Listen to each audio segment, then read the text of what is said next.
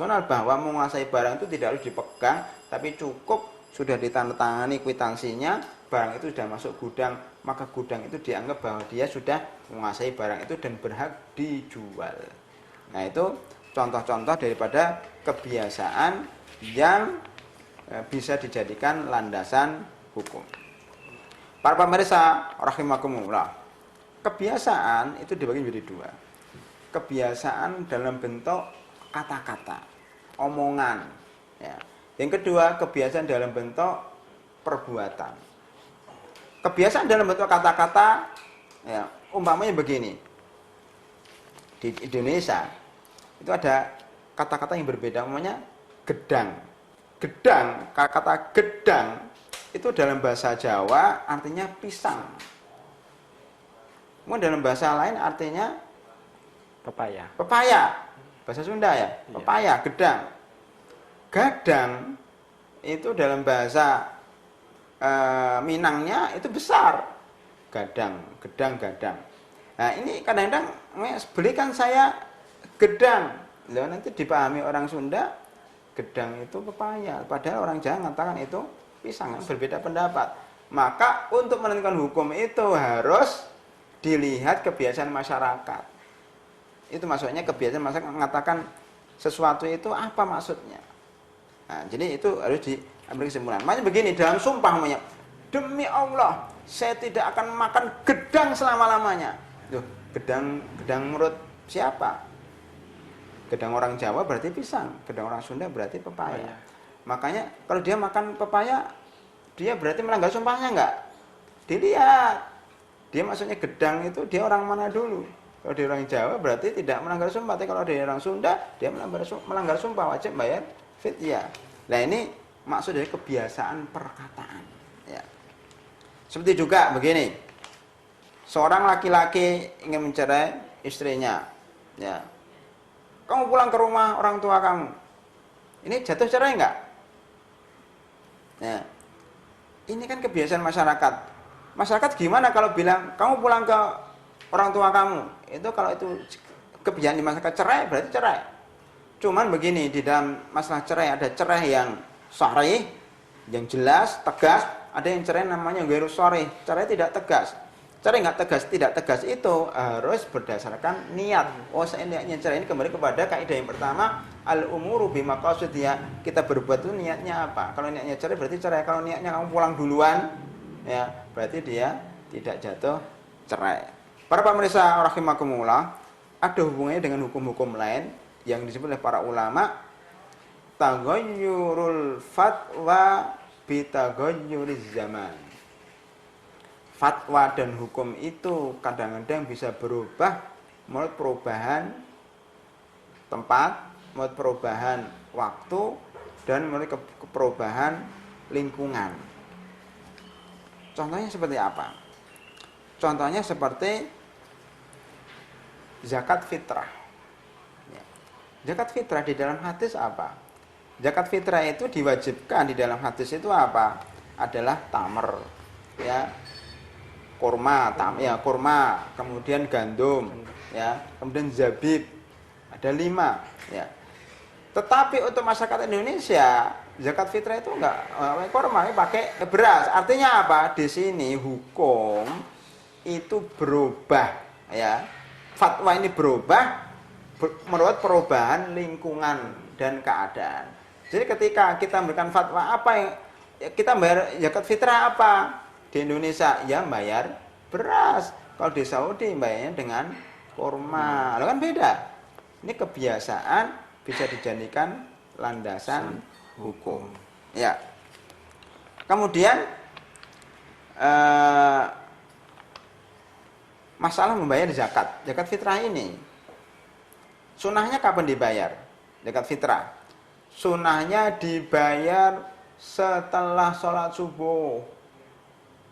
Ya, sholat subuh itu sebelum sholat Id, hari 1 Syawal itu disunahkan bayar fitrah, bayar zakat fitrah kepada fakir miskin. Itu zaman dulu ketika umat Islam masih sedikit. Tapi ketika umat Islam sudah banyak seperti ini dan kita sibuk dunia seperti ini, kehidupan kota seperti ini, maka kalau kita membayar zakat fitrah habis subuh itu udah nggak sempat lagi, dan tidak, atau kadang-kadang tidak ketemu dengan fakir miskin. Daripada kita nanti malah nggak bayar zakat fitrah, mendingan kita bayar sebelum sholat subuh. Bahkan sebagian orang membolehkan 3 hari sebelum sholat id kita boleh bayar zakat fitrah, walaupun tidak sesuai dengan sunnah, tapi ini lebih tepat pada zaman sekarang. Karena apa? Khawatir kita lupa, khawatir kita tidak mendapatkan fakir miskin. Ini yang disebut dengan bahwa kebiasaan itu bisa dijadikan sebagai kekuatan hukum atau sebagai landasan hukum. Ya. Kita lihat umpamanya masjid pada zaman Nabi Muhammad SAW, ya, pakai pohon kurma, atapnya pakai pelepah kurma, lantainya pakai tanah. Apakah kemudian kita mengatakan masjid yang sesuai dengan sunnah itu adalah masjid seperti masjidnya Rasulullah SAW? Kita kan tidak. Masjid yang sesuai dengan sunnah adalah masjid seperti zaman sekarang. Masjid yang bangunannya bagus, maksudnya bangunannya yang kuat, bersih, kalau bisa pakai AC karena kita keadaannya panas, ya, bersih, pakai karpet. Itu sesuai dengan sunnah. Kenapa?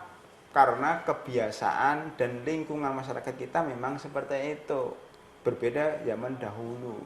Jadi kebiasaan ini bisa dijadikan standar hukum di dalam menentukan sebuah hukum. Dulu kita lihat Abu Bakar Siddiq radhiyallahu anhu itu orang pertama yang menggabungkan Al-Quran. Belum pernah dilakukan oleh Rasulullah SAW. Ya. Tetapi beliau beristihad, Quran ini kalau enggak dikumpulkan jadi satu buku akan hilang. Maka beliau beristihad karena keadaan zaman Rasulullah dan keadaan zaman Abu Bakar Siddiq itu udah beda. Makanya beliau mengumpulkan Al-Quran dan itu sesuai dengan sunnah, bahkan merupakan istihad yang sangat bermanfaat bagi kita. Kalau nggak dikumpulkan Abu Bakar Siddiq, maka Quran akan hilang. Begitu juga Utsman bin Affan ketika memerintahkan untuk membakar seluruh mushaf, ya selain mushaf Utsman, karena pada waktu itu umat Islam sedang berpecah belah. Oleh karena itu harus disatukan dengan satu mushaf, namanya mushaf Utsman.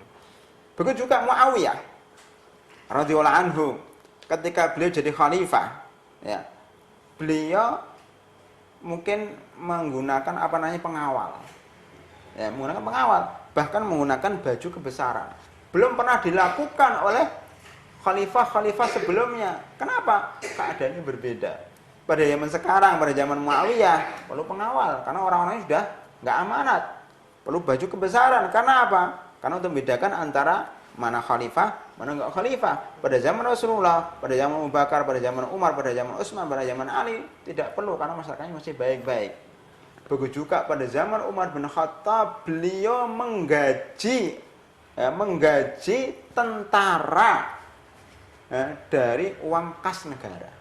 Itu tidak pernah dilakukan oleh Rasulullah, tidak pernah dilakukan oleh Abu Bakar Siddiq, tapi dilakukan pertama kali Umar bin Khattab. Kenapa? Karena zaman sudah berubah. Sekarang tentara perlu gaji khusus dari negara, tidak boleh bekerja di kerjaan lain, tapi harus jadi tentara saja. Zaman dulu nggak ada tentara, ya petani, ya pedagang.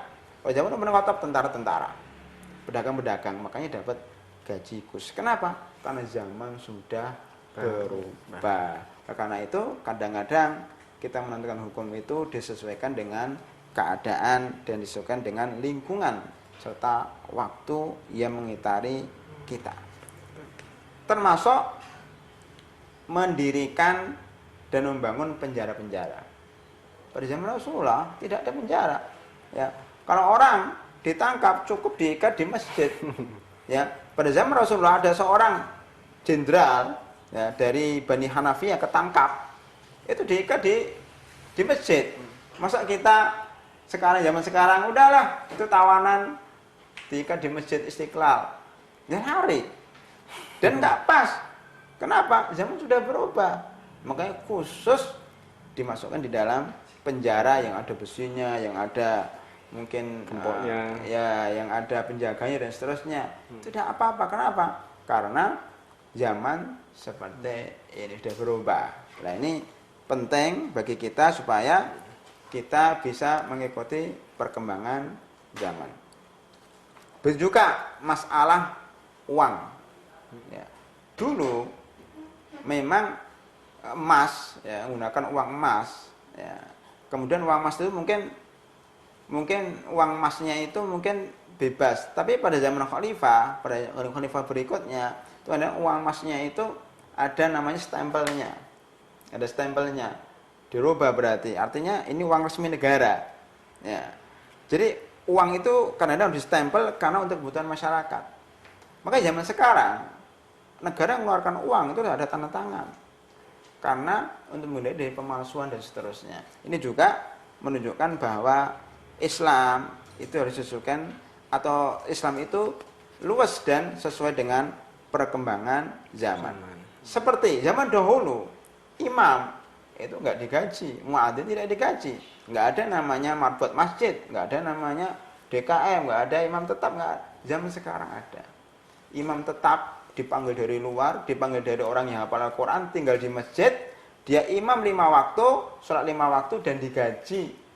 Muadzin juga begitu. Kenapa? Karena zaman sekarang zaman materialistis, ya, zaman yang penuh dengan kebutuhan materi, orang udah mikir dunia. Kalau tidak dibuat seperti itu, nggak akan mau jadi imam. Nggak ada orang yang mau jadi imam. Bahkan nanti semua orang akan maju jadi imam padahal dia tidak pandai membaca Al-Quran. Zaman dahulu memang seperti itu. Dia khalifah, dia imam. Zaman sekarang tidak. Karena mungkin susah ya. Seorang pemimpin harus jadi imam sholat 5 waktu. Zaman sekarang susah. Bagaimana seorang presiden harus mengimami sholat 5 waktu? Susah. Udahlah, imamnya ditetapkan dari orang yang hafal Al-Quran, orang yang memang hafid, orang yang tidak punya kegiatan kecuali menghafal Al-Quran. Nah, ini juga perubahan-perubahan yang perlu kita pahami agar kita memahami sebuah hukum. Jadi hukum Islam itu, para pemirsa rahimakumullah, itu tidak kaku tapi fleksibel sesuai dengan perkembangan zaman. Ya. Alhamdulillah cukup luas contoh-contoh yang boleh berikan dan ini bisa masuk ke semua bidang, Ustaz ya. Iya. Artinya tidak hanya pada satu bidang misalnya peradilan saja, tapi juga bisa jadi dalam muamalah kita sesama muslim atau sesama di tengah-tengah masyarakat. Iya. Ini kebiasaan al-'adah muhakamah adakah juga bisa diberlakukan dalam urusan-urusan ibadah yang khusus, Ustaz, misalnya? Jadi sholat, kan sholat bisa. Gerakan sholat yang membatalkan dan tidak membatalkan apa? Kemungkinan kepada kebiasaan masyarakat. Nah, seperti itu. Seperti imam sholat. Imam sholat itu begini ya, imam sholat itu mestinya dia bisa membaca Al-Fatihah dengan baik. Itu secara teori. Itu kalau di lingkungan orang-orang berilmu. Tetapi kalau di desa, jauh dari kota, jauh dari ulama, syaratnya itu tidak terpakai. Jadi siapa saja yang bisa membaca Al-Fatihah jadi imam, nggak masalah. Maka kadang kita kalau sholat di desa-desa itu sudah baca Al-Quran juga nggak karuan, tapi dikatakan sah. Kenapa? Karena tidak ada yang bisa kecuali orang tersebut. Maka dalam bentuk ibadah pun, dalam masa ibadah pun, kaidah ini bisa diterapkan. Ya. Ini saya ingin bertanya satu pertanyaan terakhir ini, Ustaz. Pernah di satu masyarakat kami temuin yang masyarakat itu kebiasaannya kalau pada acara-acara pernikahan menampilkan penyanyi-penyanyi wanita, tapi menyanyinya mungkin lagu sholawat dan sebagainya. Ya pernah ada seseorang menegur kiainya gitu. Pak Kiai, bukankah itu diharamkan di dalam Islam gitu.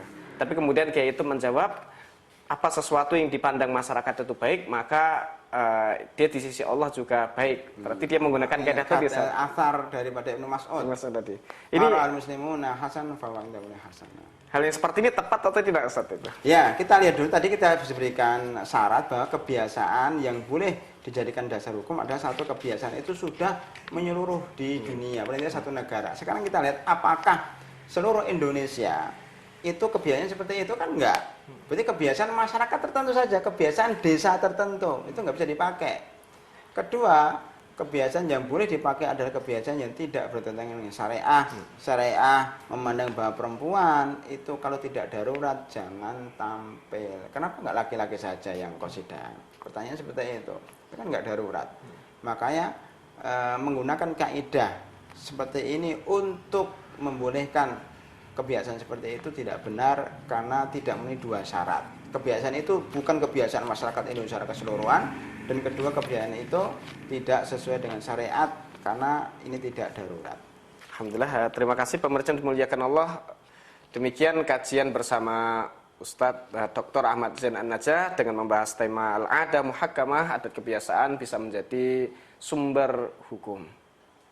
Semoga apa yang telah beliau sampaikan dapat kita pahami bersama, kemudian bisa kita terapkan dalam kehidupan kita, sehingga kita bisa memahami dari beberapa persoalan-persoalan yang membutuhkan ya hukumnya, kemudian untuk dikembalikan sesuai dengan adat kebiasaan, sehingga kita tidak menjadi orang yang kaku, kemudian menjadi orang yang mempersulit diri dan juga mempersulit masyarakat di sekitarnya. Lebihnya mohon maaf, kita akhiri dengan kafaratul majlis. Subhanakallahumma wa bihamdika asyhadu an la ilaha illa anta astaghfiruka wa atubu ilaik. Akhirul kalam, wassalamualaikum warahmatullahi wabarakatuh. Waalaikumsalam warahmatullahi wabarakatuh.